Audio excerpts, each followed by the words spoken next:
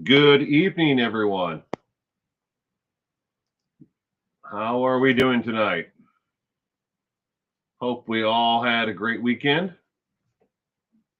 Hope the audio is not too loud. Tell me if it's good or if it's bad.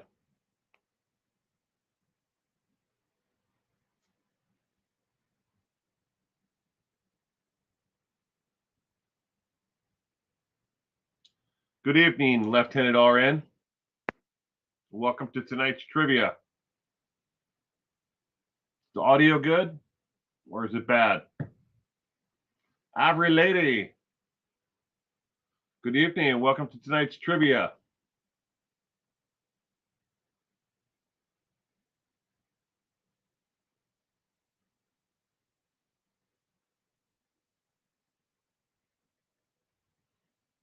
Audio is fine for you, Ivory Lady? Well, that's good. I'm using an external mic on this camera. I got it for Christmas. I just don't. I have to. I won't know just how good the quality is until after the stream. Hopefully, it's not as poppy and crackly as the other one. That's my number one goal.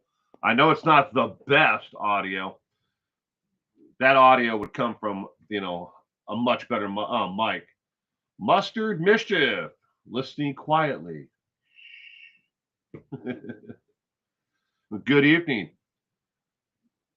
Love the mustard there, as a profile picture. It's a good one. Hope you had a great weekend. Glad you could be here with us. Give it another 2 minutes for people to jump in here, get notification, and jump in. We get a lot more people that they log in, but they don't have a chance to get ready. So I usually give them about 4 minutes total once the stream starts before we get going.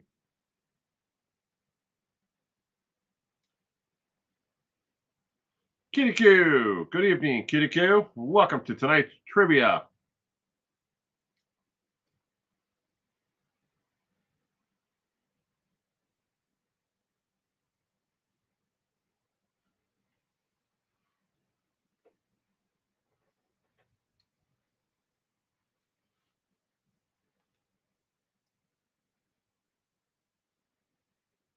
Samantha. Mustard Mischief is Samantha.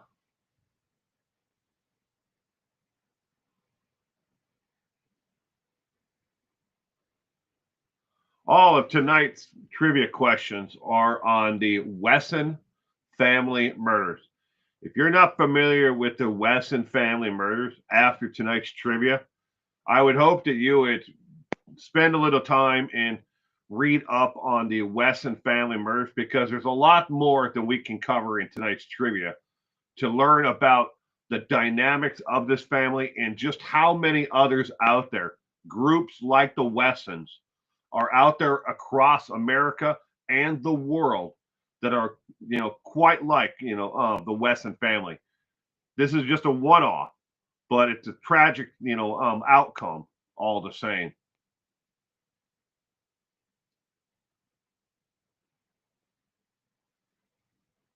Appreciate that Will gives me time to get home. Well, there you go. I try to do the best for everybody. And as Kitty Q is reminding people here in the chat, remember to be on live or all chat, so you actually see the messages, and comments as they come in. If you are on top chat, you will see them as a delay. The questions and the answers will be on delay if you're on all chat. So be on live or all chat, not top. Smoke them if you got them. Absolutely. Smoke them if you got them. Gianna Marie read up on the Wesson family a little bit. This isn't the first. I wish I could say that the Wesson family tragedy and murders was the first time something like this has happened, but it's not, and it's not going to be the last. With that said, let's get this going.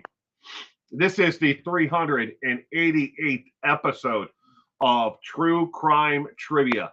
Yes, There are 387, total episodes. If you watch them back to back and end to end in that format, it would take you over 16 days of watching just to cover all of the trivia I have done so far, and it ain't gonna stop. This trivia night strictly adheres to factual evidence verified from the FBI, Department of Justice, Interpol, and Scotland Yard when needed, along with court records, transcripts from trials. It does not include conspiracy theories, speculation, or unverified claims about what may have happened. If you are seeking sensationalism or content related to similar theories or lies spread by those who can't be bothered to do the research on the topic, this event and topic may not be the right fit for you. Warning: tonight's content covers several things that you need to be aware of. Tonight's content covers murders of children, along with disturbing content covering sexual abuse and other crimes related to a religious cult.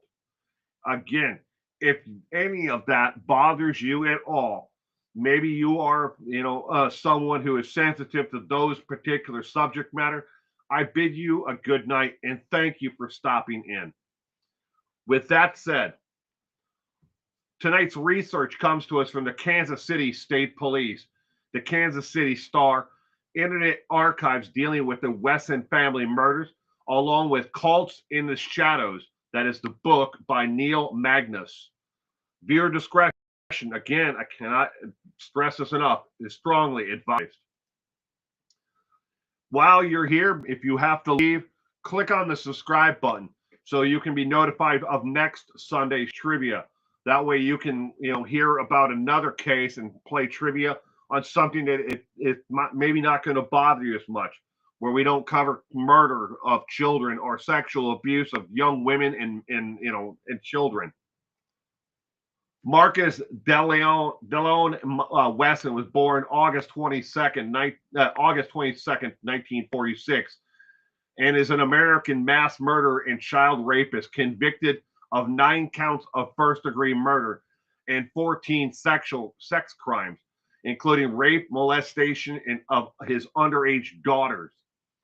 His victims were his children fathered through incestuous sexual abuse of the daughters and nieces, as well as his wife's children from other relationships.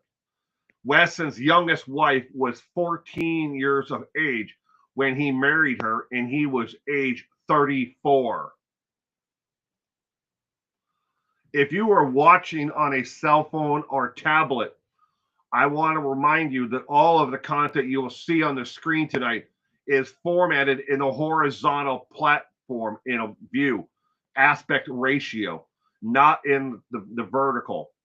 If you're doing a handstand and watching on a telly, I can't help you, in a format video that would ever make it look right to you. But again, if you're on a cell phone or tablet, turn it to the other direction so it's horizontal. Without further delay, let's get ready to rumble on some trivia. Question number 1 is now on your screen. Excuse me. What unusual architectural feature of the home helped Marcus Wesson isolate his family from the world? Was it A, hidden basement punishment cells, B, soundproof windows and doors, C, windowless interior rooms, or D, false exterior walls? Question number 1 of 20.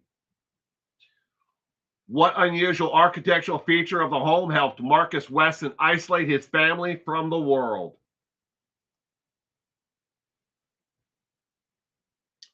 Good evening, Tom Baker.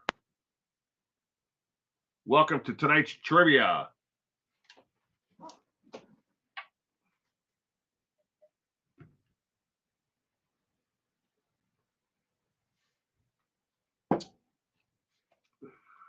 And as Samantha pointed out earlier, smoke them if you got them.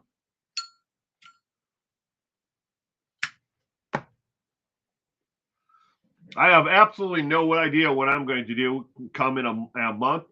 If you live in the state of Washington like I do, We're all getting raped over the coals come January 1st. The tax on any tobacco product or vaping product is going up 95% on the sale price of the item. So if it costs $7, add 95% based on that $7 to the cost of that product. Yeah. Callie Lisa, good evening. Question number 1. The correct answer is C as in cat. Windowless interior rooms. Windowless interior rooms. If you looked at the house, the way the floor plan was laid out, it was basically a house within a house. So all of the interior rooms had no windows that could see outward. So no one could see in and see what any was going on inside the house. Question number 2. Wesson's extreme religious beliefs were closely connected to which ideology? Was it A, sovereign citizen movement, B, fundamentalist Mormons, C, apocalyptic Christian cult, or D, Daybell doomsday teachings? Question number 2 of 20. Wesson's extreme religious beliefs were closely connected to which ideology? Good evening, Joe Talchi. Sweet Universe. Welcome to tonight's trivia. I hope you had a great weekend.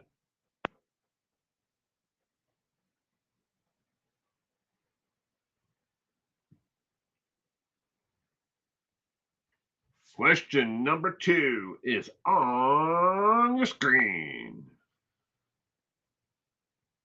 Not Daybell, says Tom.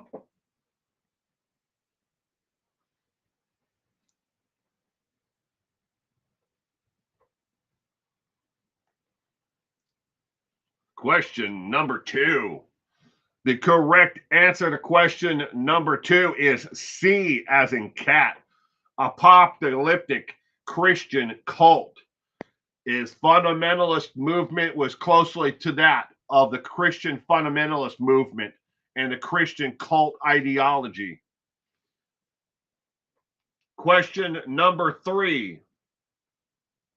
The day the doomsday prophecy came true, law enforcement was sent to the house only to look into a child custody dispute. They initially believed it was a civil issue and the family court would deal with it. They even allowed Marcus Wesson to re-enter the home to gather paperwork. That's when he murdered everyone.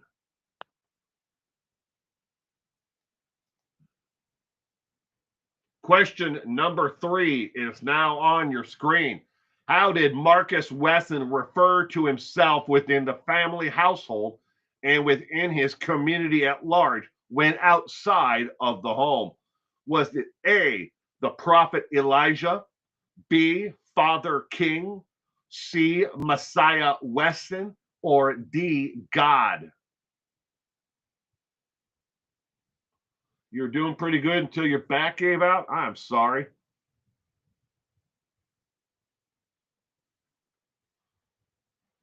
Mustard Mischief says, I can see him standing in front of a judge giving the sovereign citizen speech. It looks like he could possibly have been, a follower of the sovereign citizen movement.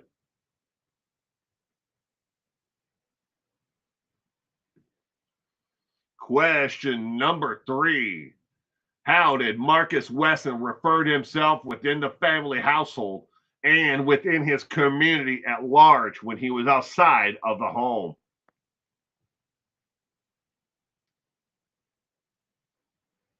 Kenny is going with B? Question mark? I don't know. It could be. I don't know. Don Baker, the nut. The correct answer to question number 3 is D as in dog. He referred to himself as God. He had all of his children and his wives refer to him as God. and everywhere he went outside of the home, people referred to him as God. Question number 4. What method did Wesson use to enforce obedience amongst his family and the community? Was it A, isolation from others, B, physical punishment, C, spiritual deprivation, or D, psychological manipulation? Question number 4 of 20. What method did Wesson use to enforce obedience amongst his family and the community?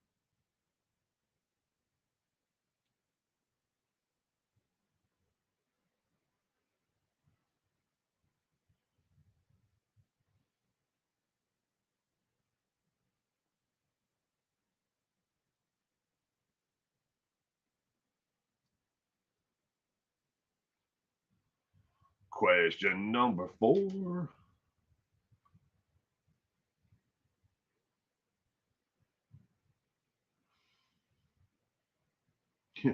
You're wondering how someone gets so effed up? Well, Wesson, Marcus Wesson was pretty screwed up in most of his life. He believed in some really wacky things throughout his life. And it got worse and worse and worse the more he isolated himself and brought in the entire family into it. Sweet Universe says, I think it's all the above. Question number 4, the correct answer is D as in dog. He used psychological manipulation to get people to be obedient in his household and those he could not physically abuse outside of the home. There were quite a few followers who did not live in the house compound with him and his family. He used psychological manipulation on them, where he saw them as weaker individuals. Yes, there was isolation from others, physical punishment, and spiritual deprivation that was used to send, but not on people who lived outside of the home in the community, just those inside of the home. Question number 5. What was the healing hour within the Wesson home? Was it A, mandatory prayer hour, B, hour of repentance, C, mandatory hour to please him, or D, hour to give thanks? Question number 5 of 20. What was the healing hour within the Wesson home?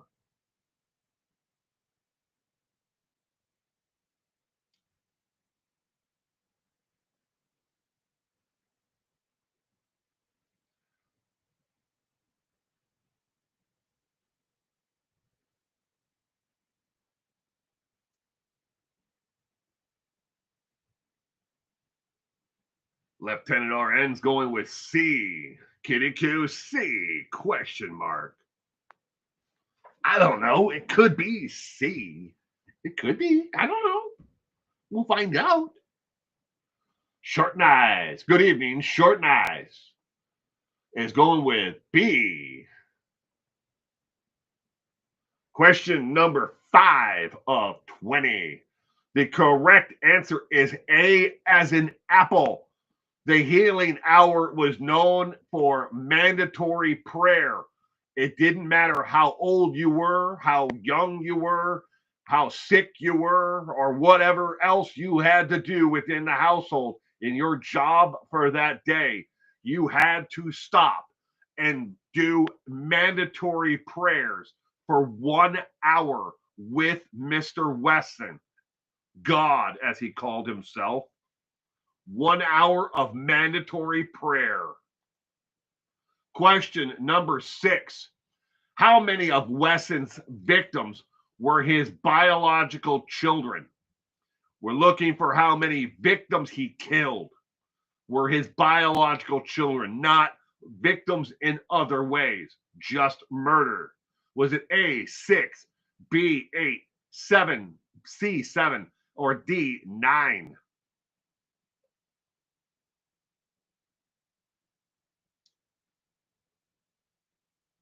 You're going to have to watch Hallmark movies the rest of the night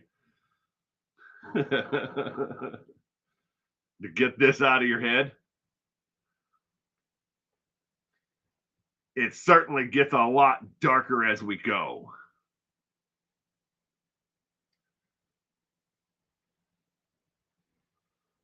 You'd think everything was about him. Well, Pippinot, he certainly believed everything was about him because he believed he was God. Every lady's going with C. Gianna Marie, and Sweet Universe are going with D. Lieutenant Orin, D. Kitty Q. A question mark. Another A and a question mark.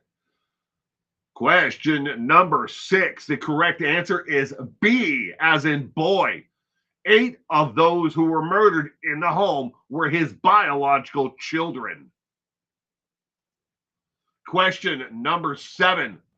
Several of the murdered children were also A, foster children, B, his grandchildren, C, adopted children, or D, children of his relatives.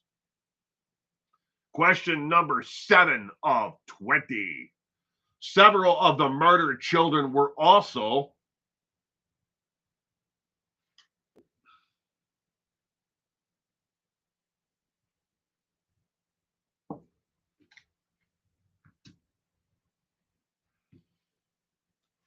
the universe will have the last word, and that word is justice. There is a special place in hell for people like Marcus Wesson. I can't stress this enough. There are a lot of people out there, a lot of groups that are just like the Wesson family. This tragedy has played out before, and it will play out again. The doomsday prophecy that he believed in, same thing that happened with the Koreshes to an extent. They believed that eventually they would be called home. And when they did, they had to follow what their leader, in this case, Marcus Wesson, said. Question number 7. The correct answer is B, as in boy. They were his grandchildren. Several of the other children that were murdered that day were his grandchildren. Question number 8. What religious text did Wesson make each member of the family study and learn word for word that he would quiz them on? Was it A, the Book of Mormon, B, the Quran, C, the Old Testament, or D, the Book of Revelations?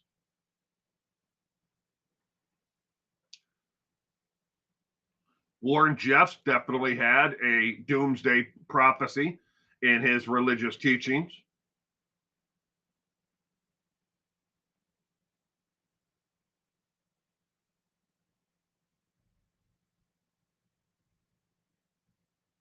It's a universal con, says Tom.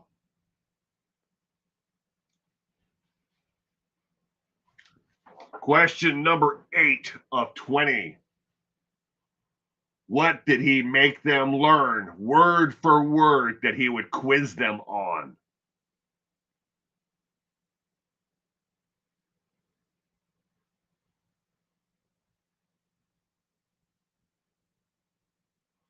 The answer to question number 8 is C, as in cat, the Old Testament. He would make them read and learn the Old Testament word for word, and then he would quiz them on it. Little children, he made recite and repeat and learn the Old Testament. The adults had to learn it as well. And this was not just members inside of his home. He was very strict on those who were in the community, who lived outside of the home, had to learn the Old Testament word for word. Question number 9. What was Marcus Wesson's go-to method for physical abuse and torture of children and adults? Was it A, wet rag wrapped around a stick, B, a sock with rock in it, or C, a sock with a bar of soap in it, or D, sexual assault? Question number 9 of 20. What was Marcus Wesson's go-to method for physical abuse and torture of children and adults?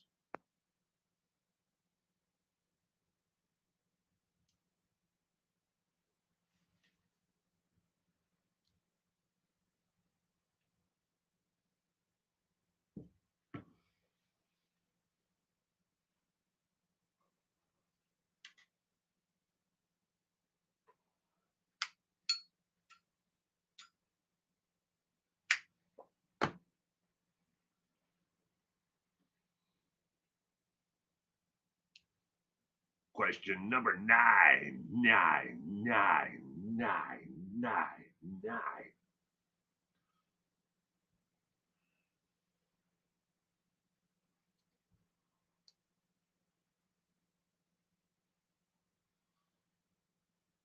Question number 9. The correct answer is A, as in apple.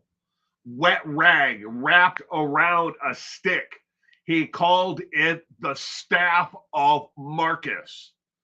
It was a long, like, pole that you would find hanging up your clothes, a round pole, and it had been carved with a pocket knife. It looks like, from the photographs I've seen, it's very crudely carved, and it had a wet rag that was wrapped around it. He would dunk into a bucket and get it wet, and then he used that to hit them in the backs of the legs and knees if they weren't obedient. That was his preferred method of physical abuse of all of those within the household. Question number 10. What triggered police to check on the Wesson family home initially? Was it A, several disappearances, B, a child welfare check custody, C, a noise complaints, or D, reports of gunshots? Question number 10 of 20. What triggered police to check on the Wesson family home initially?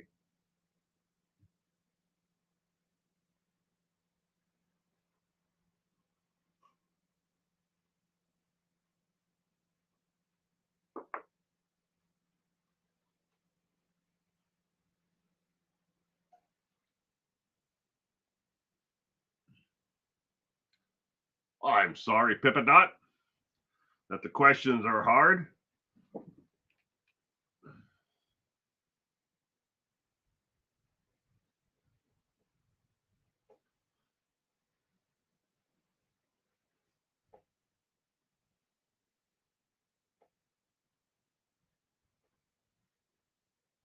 I wish I could say that, sweet universe, that I was never spanked. I remember breaking the window out of the station wagon. We had a pea green station wagon with that fake like wood down the side of it, 1970s like Chevy station wagon, and I broke the window out of the station wagon, the driver's window. My daddy whooped my ass.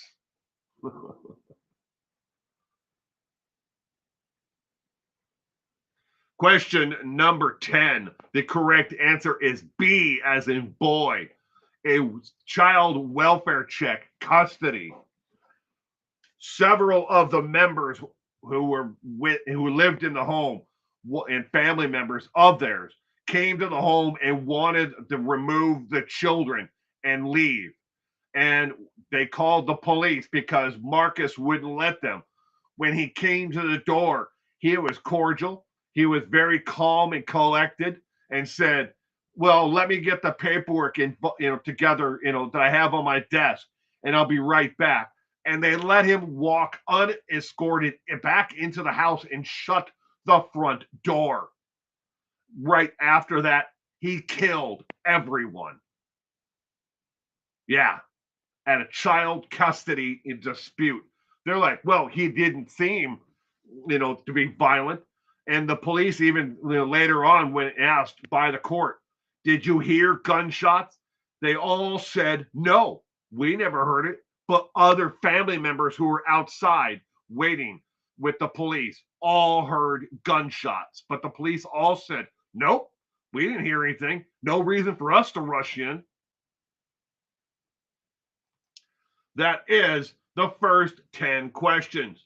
As we normally do, if you're new here, we take a 7-minute break. You do whatever you need to do for the next 7 minutes. Eat a sandwich, make a sandwich, eat a sandwich. Smoke a big giant bowl of hashish. I don't care what you do for the next 7 minutes. Or you can stick around and watch, the screen right now. I'm going to cover cases of people who are missing and endangered from across the United States. Tonight, we only have one case. And then the rest of the time, you can do whatever you want. Hit that bowl of hashish again. I don't care. Again, I'm not you. I'm not doing what you do. I work along with the National Center for Missing and Exploited Children, the Charlie Project, the FBI, and NamUs, along with state and local law enforcement agencies, to help bring and shine a spotlight on these cases, support the families impacted, and to keep their stories alive in hopes of bringing a resolution. Again, hope is real. Don't forget J.C. Dugard. That name should be familiar with you if you follow true crime at all. Was missing for 18 years before she was found alive and well. Approximately 600,000 people in America, that is all 50 states, are reported missing each and every year. A vast majority of them are found within 90 days. Various reasons for them to disappear. They just don't like their life that they're living. They're tired of their spouse. They move away and they didn't leave a forwarding address and didn't tell their neighbors where they moved. And they quit their job at the same time. Maybe they're underwater on their mortgage and car loans. Whatever the reason is, they just walk away. And then there are those who disappear because of suspicious circumstances and because of foul play. 600,000 of them are disappear. That leaves approximately 170,000 individuals who are not found within that 90-day period. On your far right on the screen, you will see a missing poster for April Dawn Andrews. She disappeared almost 17 years ago today. Be on the lookout in the following areas: Oklahoma, Texas, Arkansas, and Missouri. There have been well excess of 40 accounted sightings of her in that area. The picture you see there is an age-progressed photo of what she looks like or may look like today. Her hair could be darker, it could be lighter, it could be longer. She could be wearing glasses. But you can bet your last dollar she is not going by April Dawn Andrews anymore. She voluntarily walked away from her family because they were extremely poor, and she felt that she was a burden on the family, for them to feed and clothe her. So she walked away and started her own life, but she was a teenager when she did so. If you know anything about where April Dawn Andrews is, you can call 479-451-8220, and you can remain anonymous if you know where April Dawn Andrews is today. With that said, our first and only case this week is coming right up. Nikki Lynn Forrest was 19 years of age when she vanished. She will turn 35 years of age before the end of the year. That's only a couple of days, ladies and gentlemen. She is a Caucasian female. She was last seen on 9/25 of 2010. She disappeared from Troy, Ohio. She is 5'2", 155 to 160 pounds at the time that she disappeared. She has brown eyes and brown hair. She does have tattoos, but no scars. Her medical condition at the time that she disappeared, she was 9 months pregnant at the time. Nikki Lynn Forrest was last seen in Troy on October in Ohio on September 25th, 2010. She was living with her godmother at the time. They got into an argument and Forrest packed her bags and left voluntarily. The same evening, she went to her boyfriend in Troy, Ohio, 8 miles from Picayune. He possibly is the father of the unborn baby. The boyfriend said he and Forrest got into an argument about the baby's paternity, and he took her luggage and placed it outside. While they were together in the driveway, a blue car pulled up and Forrest got into it and left. The mysterious blue car was later confirmed on CCTV from a nearby business and home security camera. You can see her in the still photos. I do not have them to share here. They are not shareable by law enforcement because they do not want to give away the identification of the car. She has never been seen again. But you can see on the business CCTV the car pulling down that road, and then on the home security, her in the passenger seat of the car. So the story checks out with the boyfriend that she left on her own accord with someone in a blue car. A few days after her disappearance, her purse was found on a bridge on Eldon Road in the county 25A in Picayune and Troy. It contained her medication, identification, food stamp card, and other belongings. The couple took the purse to the Kroger store and left it without giving their names. This was an elderly couple. They probably didn't think about it. Authorities would like to talk to these witnesses. At the time of her disappearance, Forrest had no permanent address and was living with a series of relatives and friends, keeping in touch with daily text messages. She never picked up her last check from a waitress at the Waffle House. Authorities stated there is no evidence of foul play in Forrest's disappearance, but they are concerned about her health and well-being. She had 3 previous miscarriages and it is uncharacteristic of her to leave without warning. However, she had talked in the past about wanting a fresh new start of life. Forrest has relatives in Troy and also has ties to Tennessee and Washington State out on the West Coast. Nikki Lynn has these tattoos. You can barely see the one that's the far to the right, but the one with the wings there and the Celtic symbol is on her lower back, what some people would call a tramp stamp, but it's on her lower back. The other one on the far right there, on her right forearm, is of a scarecrow, and it says in the writing above there, "If I only had a brain." Again, she has most likely is if she's out there somewhere, she has changed her name and is going by an alias. In the past, she has used the names of Sarah, Desi, spelled 2 different ways, with the last name of Mikhail and Stevenson online. Again, there is no evidence that she, foul play came to her at all. She probably did exactly what she said. She was tired of her family and everything that was going on. And after the dispute with the boyfriend over the paternity of the baby, she probably said, screw it, this is it, and just walked away forever and just started a new life somewhere else. If you know anything about where Nikki Lynn could be today, you can call 1-937-778-2027, or you can click on ohioattorneygeneral.com. The gov link there is in blue. And you can remain anonymous at the tip line, but not at the Ohio Attorney General's office link that is there. Break time is not over with yet. You have 3 minutes left of your break. We will be back for the second half of trivia in 3 minutes from now.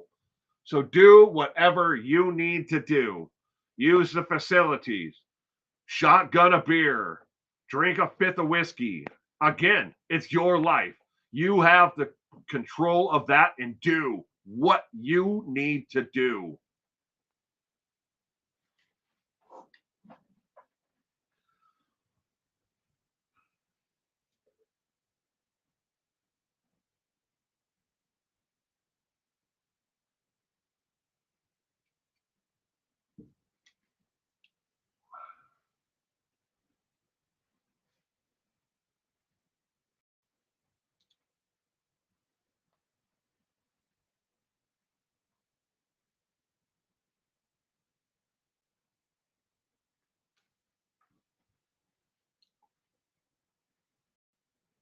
Eight years old. Your grandson is 8 years old, Samantha.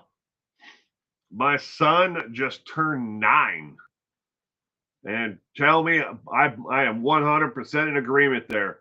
In the snap of a finger, it goes by like that. One day they're just a little toddler, maybe learning to walk and and not fall over into things, and the next thing they're off and running. The next chapter of his life is just, where is it going to end? Ask for the car keys, and off on the world he goes. Enjoy them while you can.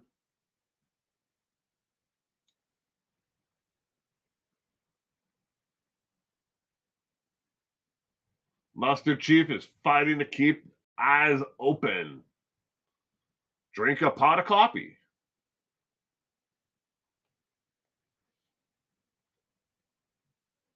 Got a little bit less than 1 minute left of the break.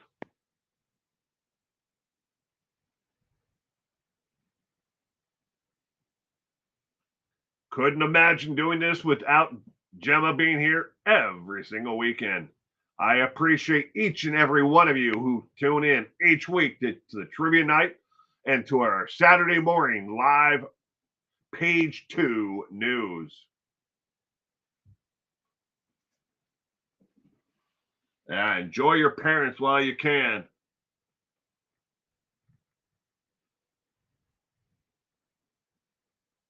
I lost my father 45 years ago.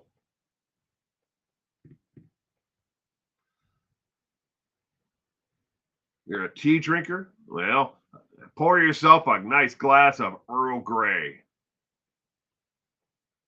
We are back, ladies and gentlemen, from our break. Without further delay, let's get back to our normal programming. Question number 11 is now on your screen. What weapon did Wesson use primarily to murder his family members, then force the others to discard the remains? It was an A, the staff of Wesson, B, a blade, half sword, half knife, C, his fist, or D, a handgun. I need to give context to this question. When he forced others to discard of the remains, they never made it out of the home. He killed them in the home. He was trying to convince 2 of the older adult children that were in the home to discard of the remains. And they didn't want to do it after they watched him kill their siblings. So he killed them. They never made it out of the home. But what weapon did he use?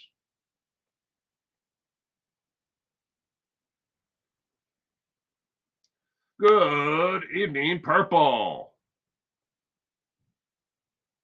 Welcome to tonight's trivia. Question number 11. What is your guess, ladies and gentlemen, for question number 11? D seems to be a popular answer because D is the correct answer. D as in dog, handgun. Question, what? Question number 12. How many of the members of the Wesson household did he allegedly sexually assault and abuse regularly, allegedly? Is it A, 4, B, 9, C, 8, or D, 6? I have to put the word allegedly in there because law enforcement was unable to confirm exactly how many. They knew it was more than 3 and less than every single person, but they did not know how many, and he refused to talk about it. But going by information from a person who did escape that tragedy, they go by that person's information only, and that is the correct answer of how many he abused on a weekly basis.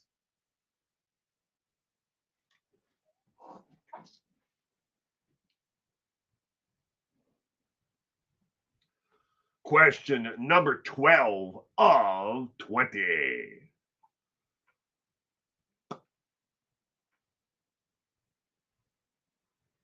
We're certainly not talking about puppy dogs and balloons and cotton candy anymore, are we? Not with this subject matter.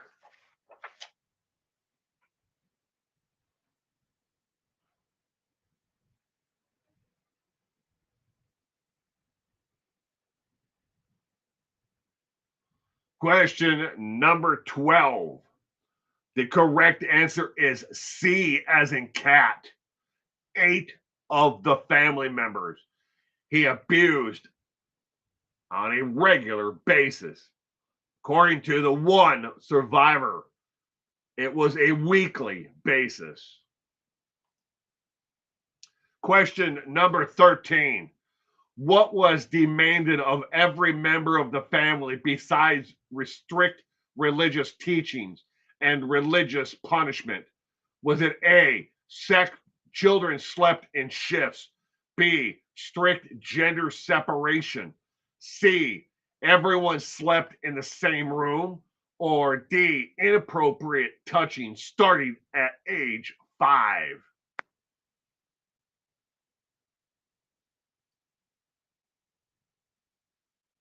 Question number 13 of 20. What was demanded of every member of the family besides strict religious teachings and religious punishment?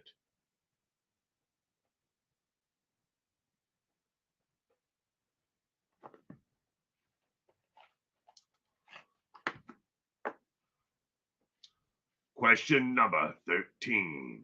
13. 13. 13. The Wesson family murders. Question number 13.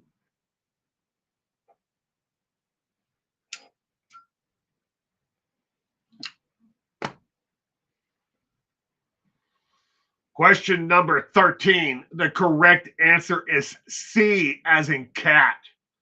Every single member slept in the same room with Marcus Wesson. All of them slept in a communal room that was in the center of the house. Every one of them. No one was allowed to sleep anywhere else in any of the other bedrooms or rooms of the house. There were a total of 7 rooms altogether, but he slept in one room and they all slept in the same room with him at all times. Question number 14. Which one below was a method Wesson used to psychologically control his family and community outside of the home? Was it A, strict religious law, B, bogus science by RFK Jr., C, rewritten history by him, or D, rewritten religious text by him? Juicy Jules. Good evening, Juicy Jules. Question number 14. How did he control them psychologically?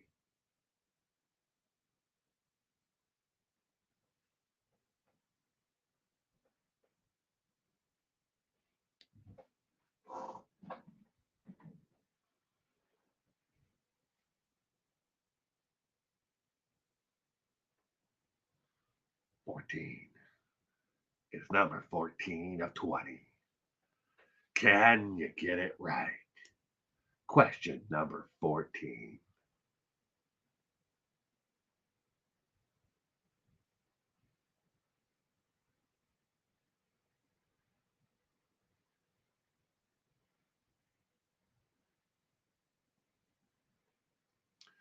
Question number 14. The correct answer is D, as in dog.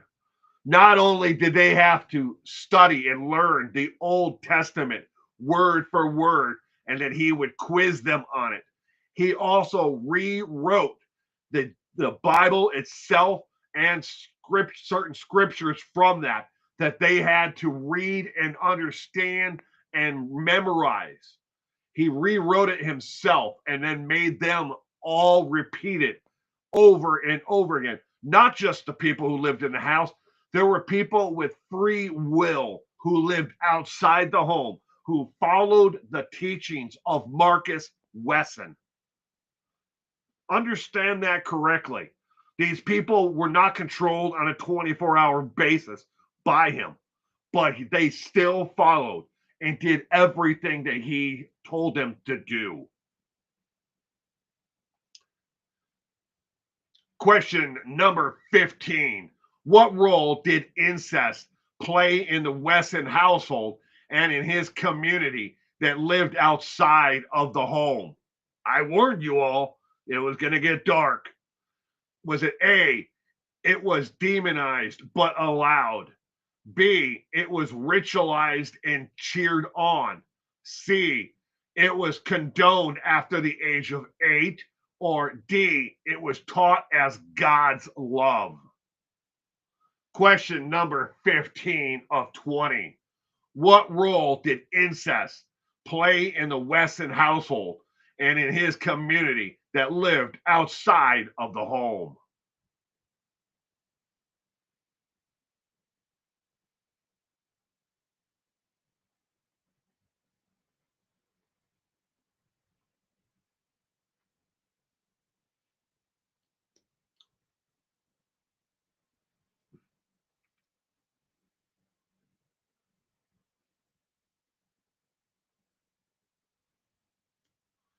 Question number 15. Dark, twisted, disgusting. Question number 15. What did they do? Oh my God. Question number 15. Ladies and gentlemen, the correct answer is B, as in boy. Incest was not only encouraged, it was cheered on by watchers. Again, they all slept in the same room, and it was cheered on by other family members who watched it take place. Yeah, that happened inside this house and within the community of people who studied and listened to him and followed Marcus Wesson. Incest was not only allowed, it was encouraged and cheered on. Question number 16. How did every member of the Wesson family see authority figures outside of the family home towards their children? Was it A, misguided evil fallen angels? B, pure demons from hell? C, test subjects? Or D, enemies of God? Question number 16 of 20. How did every member of the Wesson family see authority figures outside of the family home towards their children?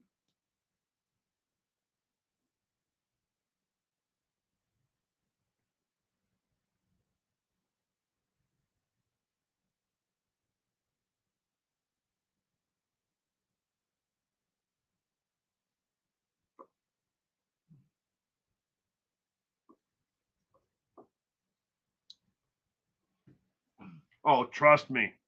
When I say, ladies and gentlemen, there is absolutely no way that this content tonight will be monetized in any way by YouTube.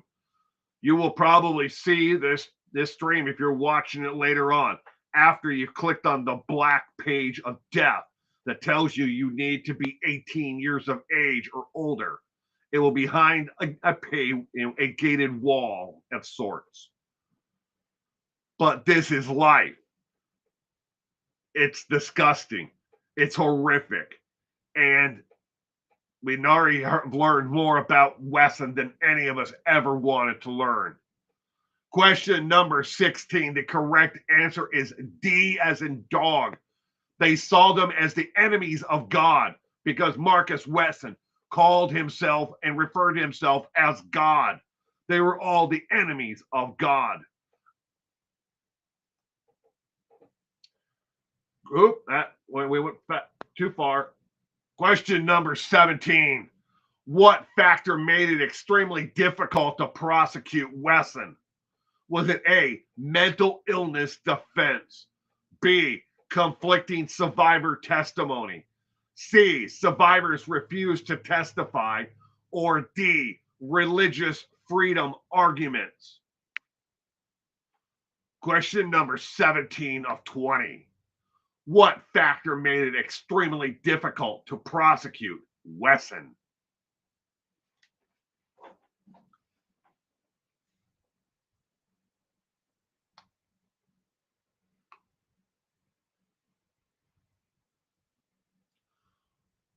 I wouldn't be surprised by that at all if I'm shadow banned, Tom.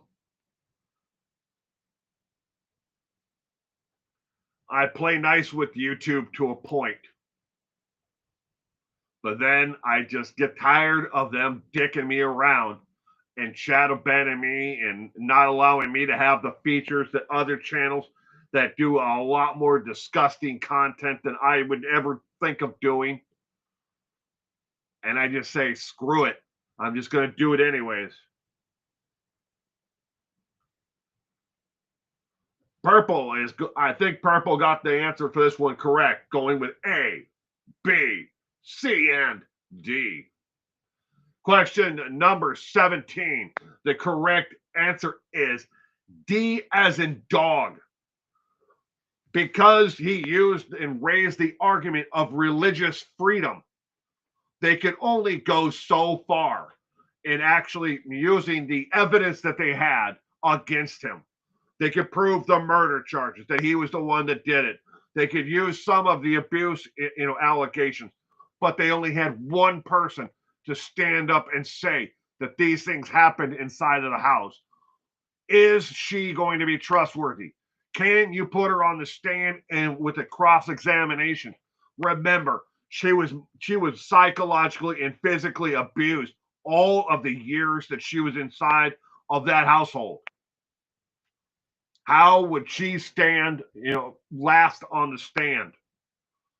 But the religious freedom arguments. Question number 18. How long had the emotional and physical and religious abuse lasted before the murders started?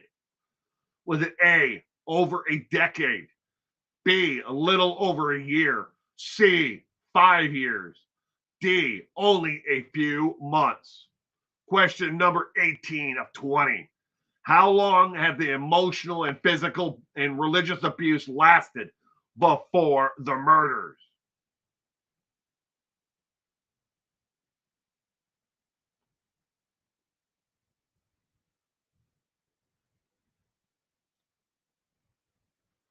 They can't use religious persecution where you live, Tom, in Brussels. Here in America, you have religious freedom to a large extent.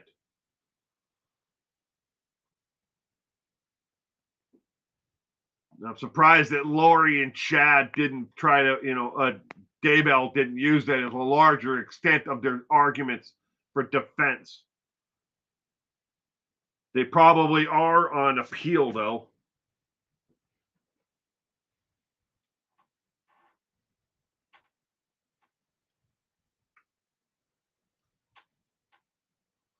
Thank you, Gemma.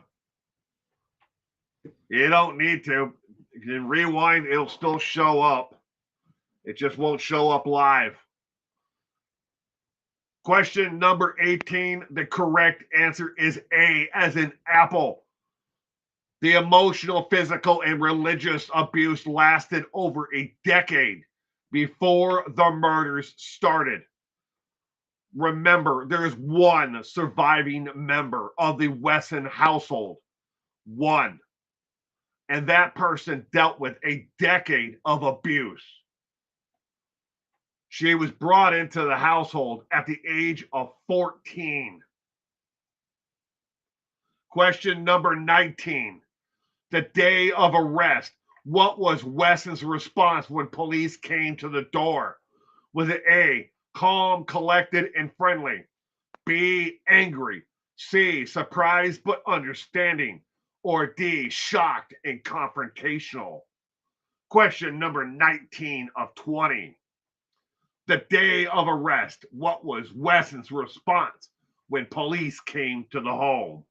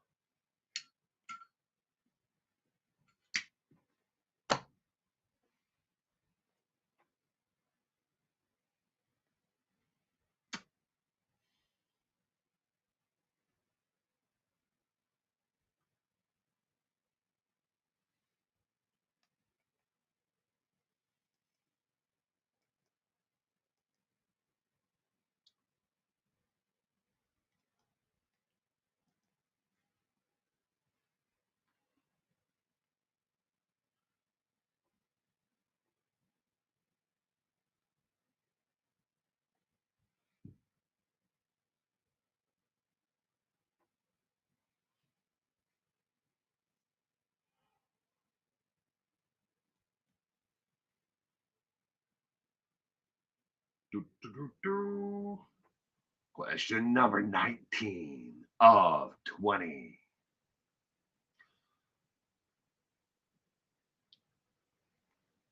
Got B, A, and A.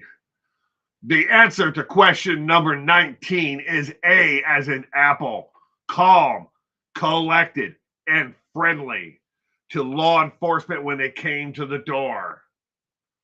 Question number 20. What was Marcus DeLeon Wesson found guilty of? Was it A, 4 counts first-degree murder, B, 9 counts of first-degree murder, C, 16 counts of first-degree murder, or D, 11 counts of first-degree murder?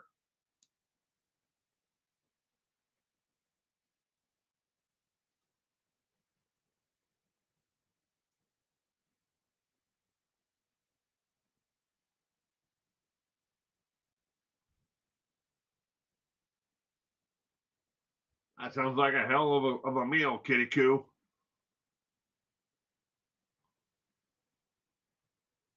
We should all go to kitty coos for New Year's. That sounds good.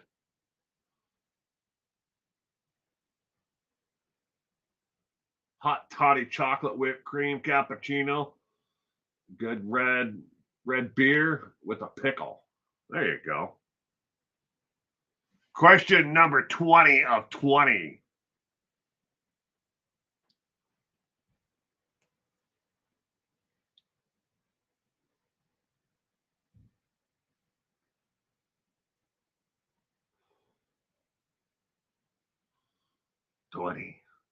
Question number 20. Yes. What was he found guilty of? We know he did so much more. But what was he found guilty of? The correct answer to question number 20 is B, as in boy. 9 counts of first-degree murder and was given the death penalty. There were 3 things missing from the home when the law enforcement went in to search after the murders took place. leading others to believe he had someone from the outside of the home working with him. Those three items that they were looking for, by the accounting of the actual surviving member who was not there that day, his rewritten religious textbooks and books, the weapon he used, the staff that they later did find that though. It was hidden in a like a air duct thing. But why would he hide that? His personal papers connected him to a growing community of people outside of the home in Washington State, Indiana, Kansas, Missouri, and in California, where he had correspondence with people that were following his religious beliefs. Those items were not found in the home after he committed the murders.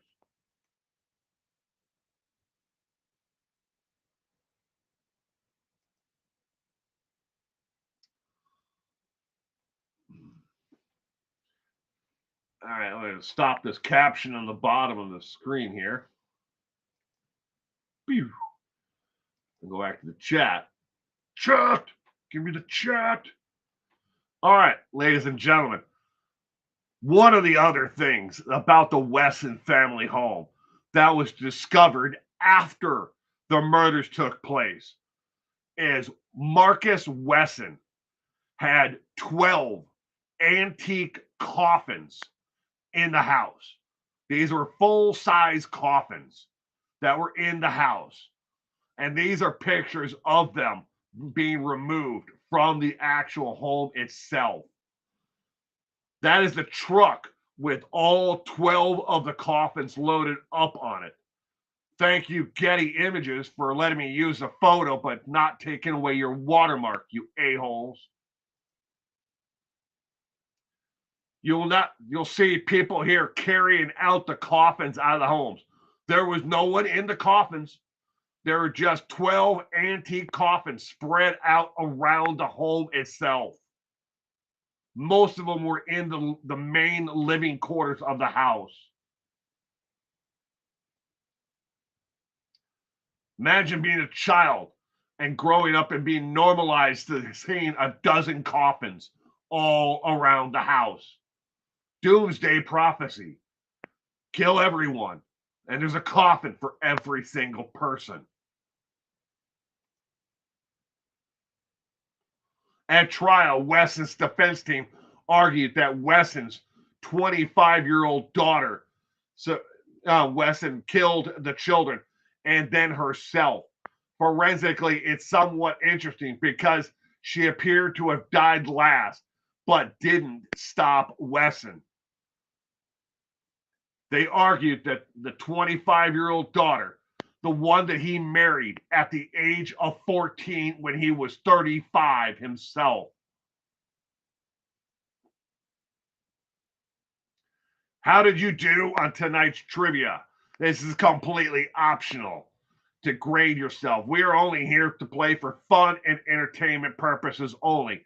But some people like to grade themselves on how many they got correct. Out of the 20 questions on tonight's trivia, I knew 16 of the 20 before putting this trivia night together. He made people give them his money. They worked outside of the family, Tom, and then they brought their paychecks back and gave him everything. And then he would dole out little portions to take care of the basic necessities like food, clothing, personal hygiene items to them. A lot of them stole items too, because he would not give them money for them, for items that they needed. Got a question about tonight's trivia? I strive to be the most accurate online trivia. However, mistakes do happen. I am only human after all. If you've seen an error in tonight's trivia, please reach out and shoot me an email at the email address that is on your screen. I will research it, and if you're correct, I will give you a shout out in a future episode. 100% of tonight's trivia subjects and all trivia subject matter comes as viewer suggestions. You can also send a suggestion to that email address that is on your screen. Next week is the last trivia night for the year 2025, and we will be doing trivia on the creepy clown, John Wayne Gacy. John Wayne Gacy is next week's trivia subject matter. Don't take off yet. I have something else that I want to let everyone out there who uses YouTube, even if you're watching this and you will never watch my channel again or any of my content, you need to know about what I'm about to bring up and show you. All right, here we go. This is my homepage. The top line where it says YouTube TV, you see there, and then you see 2 additional videos on the top. That is considered what is called the next up or next suggested video for anyone. You watch any video. I don't care if it's on puppies, crocheting, murdering your husband or your wife, how-to video. I don't care. The next 2 videos are 3 videos after the ad. Obviously, the ad is always for YouTube. The next ones are the suggested videos. That section, again, I just highlighted it with a red box, is what I'm talking about. What is coming down the pipe is something that is going to affect every one of you and your viewing history from here on out come January 1st of 2026. The suggested next up video will be eligible for you to actually change it. If you tell it one thing, it will give you nothing but from here on to eternity videos based on that one thing.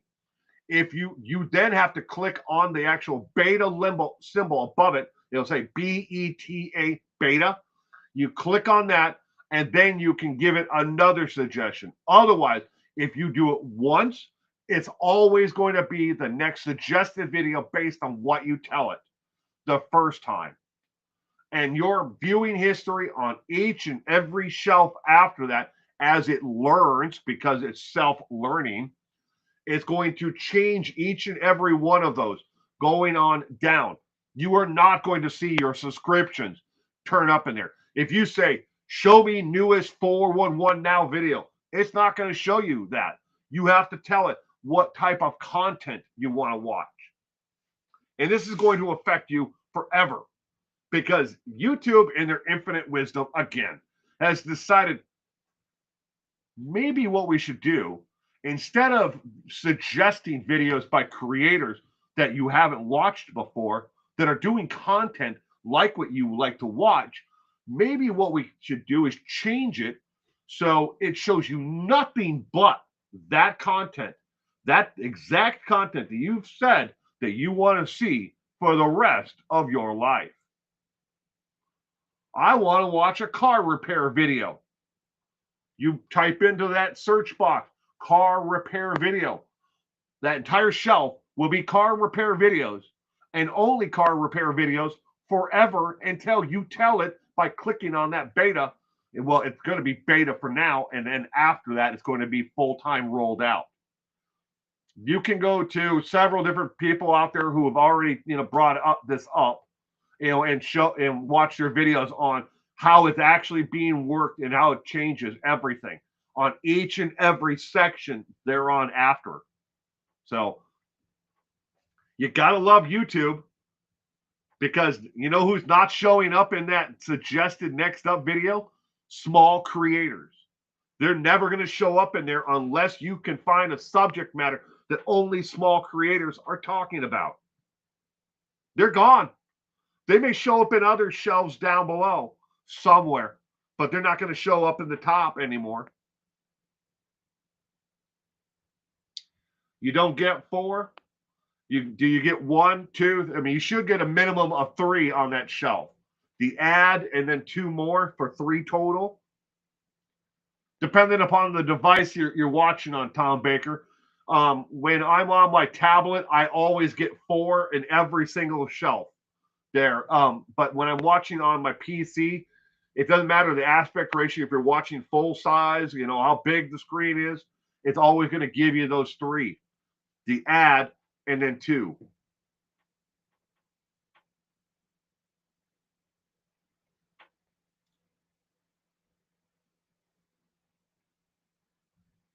I'm not mad.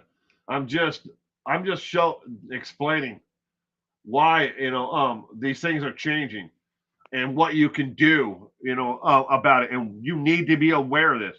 It's just like when if you scroll from the top to the bottom on the screen, you will see from the suggested list on down, you will see the green little members only videos that are being pushed out to you, the viewer, and you're not a channel member of that content. Why? Because YouTube has decided, well, maybe they'll click on that and we'll get a couple of cents from that person joining for a month or whatever. To me, the viewer, I watch that and I say to myself, well, why is it, I'm only being suggested content by stuff that's behind a paywall? Remember, on YouTube, if you're not directly financially supporting someone, but with either giving and being a channel member, or you're not supporting by watching the content for free as a subscriber of that channel, you are the product. They're selling you down the road. They are collecting your data. They're collecting everything that you watch, your length of the time that you're watching, and they're packaging it all together with billions of other people, and they're selling that data on down the road to their approved third-party vendors. You're the product. So you might as well support and subscribe to the channels that you like. That's all I got to say about it. You're the product. They're going to collect the information on you anyways. And it's not just YouTube. It's every single social media out there, every single, email supplier. They're all collecting data on you because you're worth $1 billion, collectively.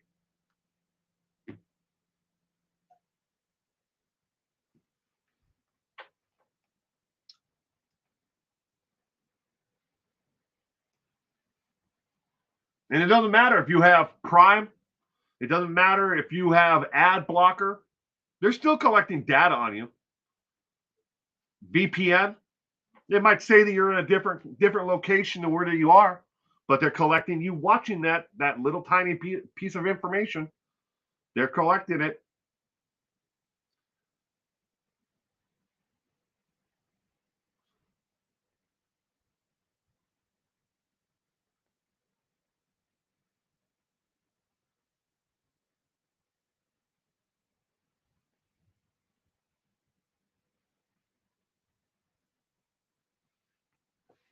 I have no idea what Dylan said, but I'm sure that he probably took it the wrong way. But what happened to his channel from before? I don't understand that one, Dylan. I have other YouTube channels, but what happened to the channels before? I don't understand that. I still have this channel. I'm here on this channel 3 or 4 days a week. I have videos that come out at least twice a week, and then I do live streams every Saturday and Sunday.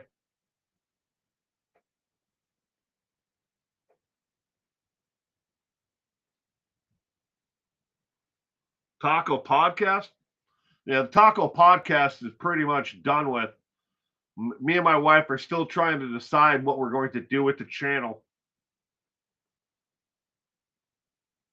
We kind of got to a point with the Taco Podcast where YouTube is not exactly the most friendliest place to have the content. And we never meant for it to have a visual aspect to it. It was supposed to be a podcast. And it was. For the first 2 years, we had it on SoundCloud, and we did pretty good there. We had, a good group of people that tuned in weekly to listen to it. Some people you may remember from being here who are no longer here, used to tune in every single week to listen to us on our podcast. That's why it's called the Taco Podcast. It never had a visual, and then we brought it over to YouTube, and YouTube said, look, if you're going to have a podcast on our platform, you got to have a visual aspect to it. And so it's like that was never meant to be, the direction or what we wanted. So, and my wife doesn't want to be on camera. She'll do the podcast, but she doesn't want to be, on camera. And all the other people we've brought in over the years who've been on the podcast, they don't want to be on camera either. They'll sit down and record it, this is a cordless, recorder. They'll record it, but they don't want to be on camera. And you have to understand that. What do? You have them off camera, so look, this looks like me talking to a wall.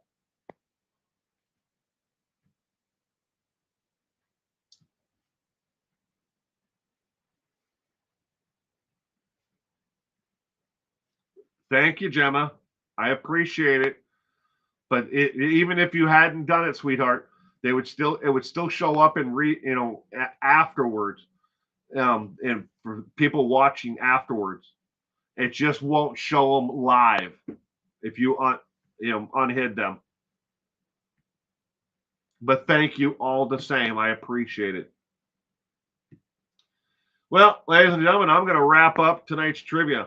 Remember, the 28th, coming up next Sunday, is the last trivia night for 2025. After that is the new year. And we got some things are going to change about trivia in 2026. I've tried to lay that out. Some of it's visual, and some of it is how the whole thing is formatted. But again, I'm not going anywhere. But the 28th, we're doing John Wayne Gacy, the last night of the year. And that is solely by viewer suggestion. Again, the email, if you're watching afterwards, that's a live, email address you can click on. And that should open up a second window if you don't have pop-up blocker on. And you can then fire off an email anytime on a suggestion. Just keep in mind, I get thousands of emails a week. So I try to answer them in the order they're received. If you do not get an answer right away, I try to get back, go back through them again, because I star them all first and then I answer them in that order, the order that came in. So in the meantime, everyone have a great week. And remember, as Purple likes to point out, you never know who's going to be standing next to you next, and you never know who's going to be knocking at your door. In the meantime, everyone stay safe out there, and I will see you all again soon. Bye.